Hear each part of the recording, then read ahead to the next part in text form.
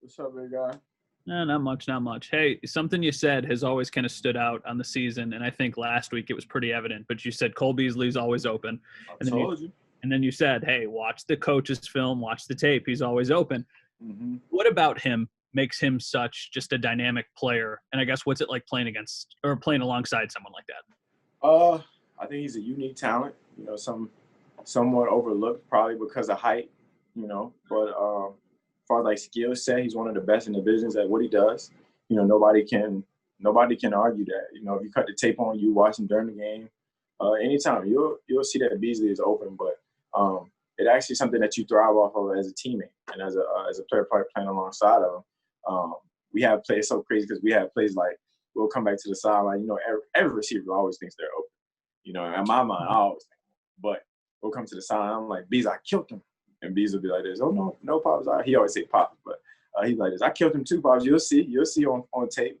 And then we'll watch the film on that Monday. And as we were watching it, Beasley is definitely open. He was always open. So it's like an argument between who's more open now. So you've got him, you've got yourself, you've got Gabe, who you've been very complimentary of, and you've got John Brown, who you've said in the past is one of the most underrated receivers. 100%. Why is this core work so well together, and why has it led to the success? It's not all us. I would give a lot of the credit to Josh as well, as far as like being not necessarily just he's a big quarterback with a big arm, but he also can move. He's mobile. He can run around, and he can put the ball wherever he needs to put it. You've seen it. You've seen him trying to like take steps throughout this season as well, as far as like being a leader on this football team and a guy that we can count on to make plays every which kind of way. He can run the football. He can toss it around, and he's also one of those guys. He's damn near a heartbeat of the team. So as far as like as receivers, we're just trying to get open and make plays for him for the most part, and we kind of give all the credit to him. Thank you, Steph. Appreciate it, man. No doubt. Hey, Steph, you got me? I got you. Hey, how are you? I'm awesome. How you doing? I'm doing good. Ashley Holder with Channel 2.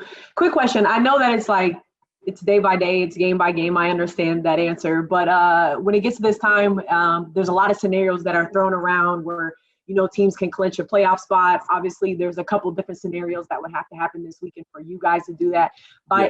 By any means, does it stay in the back of your mind, like, okay, let me watch these games. As soon as I get off the field, let me see if they won, they lost, or whatever. Because in December to do that is a pretty comfortable situation. Yeah, I could give you the answer, just usual answer, be like, yeah, but it's definitely something that you try not to give it too much life, because if it's like a rabbit hole. Like you gotta watch this team. If this team loses and this team wins, so you kind of have to try to get too much caught up into it. You always hope for the best. Of course, you want to clinch the playoffs. You want to be in the playoffs and have a playoff spot. But for us, we got to take it one game at a time, because we don't really know how it's going to shake out. It's different if our record was different, or we did XYZ earlier in the season. So we might have been in a different spot. We probably could think about it a little bit more, but because what our record is and where we are, we kind of just got to take game by game. And, we can watch those games and hope for the best, but, we got to control. We got to win. That's number one. Right. And also, my second question, what sticks out to you about this Pittsburgh defense? Oh, man, they're active. They fly around. They send pressure on early downs. They got a good defense. One of the guys, it would suck to say it sucks, but Bud Dupree has a hell of a player. It would suck to see him go down. Good friend of mine, hell of a player. So I know that took a little bit of there's some hurt on their defense, but they got other guys that definitely can play at a high level with the Watt at DN, and they got some interior guys that get to the quarterback as well. So on the outside, it's just going to be getting open, catching the ball on my end, but it's definitely going to be a task for us. That's something we look forward to, and another challenge. Something that we thrive on. We thrive on, just trying to control what we control, and anticipating they're gonna throw their best shot at us. All right. Well, thanks. No doubt. Thank you. What's up, Steph? I've got a question kind of building off of Ashley's question. Gotcha. To be playing against a team like this, a team this talented, what does it mean to have an opponent come to Buffalo in December? This is kind of like a playoff matchup outside of the playoffs, just when you look at the two sides of the ball for each team and how talented they've been this season. To play against the 49ers, a top 10 defense like you guys did last week, and now to have the best defense in the NFL come in here before the playoffs. What does that mean to get you guys ready for the playoffs? It's good on good. As we anticipate, each and every week, every team, gonna give us their best shot. Everybody's trying to go out there and win, but going against a team that's had a lot of success this season, and like I kind of said, we're looking forward to the challenge. They got a great defense.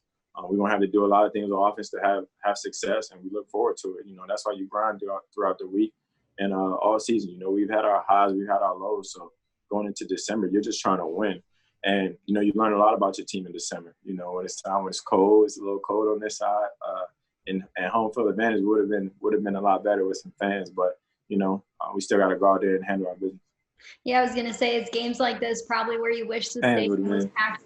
Exactly. I mean, they would have been rocking for this game. I heard. I only can imagine right now. I heard great things, and I heard that this has been one of the few night games that Buffalo has had in a while. So it'll be something definitely we all look forward to. So somebody might have to make a call. Right, next year. Yeah. Appreciate it. No doubt. Hey, Stefon.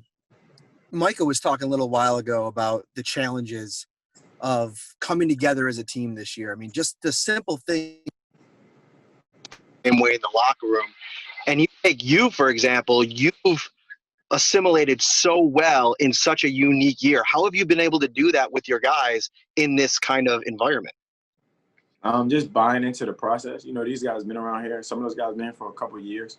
And me, when I came in, I was just trying to earn the respect of my teammates, earn the respect of my coaches before anything else, because I feel like everything else will fall into place. And, that's why I was just buying into the process, not getting ahead of yourself, taking one day at a time, learning about your guys, getting to know your guys, and kind of like trying to mesh well. So I feel like, it's a great place to be in, especially the guys that I am around. They're welcoming with open arms, and we got some jokesters on our team, so it's not too tight around here. So I'm good. And he also said, he's a guy that's been in this team. This is his fourth season. This is a team that's ready to take that next step. From your perspective, from when you got here to now, what are the differences in this team? It's kind of hard to say because I wasn't here last year. And I only can, judge from afar on how it went last year. But they had a lot of success last year. They went to the playoffs last year. I was on the other side in the NFC, but they went to the playoffs. They played a good game against Houston. It didn't end well, but it was a team that was primed and ready to do everything that they wanted to do, and things didn't go as planned. So I feel like going into this season, they knew the things that they needed to do, and I guess they were trying to correct them along the way and build that kind of team that they wanted moving forward. So I was just, I'm just happy to be a part of it, and I could see, as far as like, Coach always says, like playoff caliber each and every day. How we compete and the things that how we approach meetings, how we approach film study, X, Y, Z. So it's been like a standard set in place throughout this season, and it's all coming into fruition now that the things that we lock in on, like fundamentals, situational football, all that is coming full circle in December. Football took care of us where we need to go. So yeah.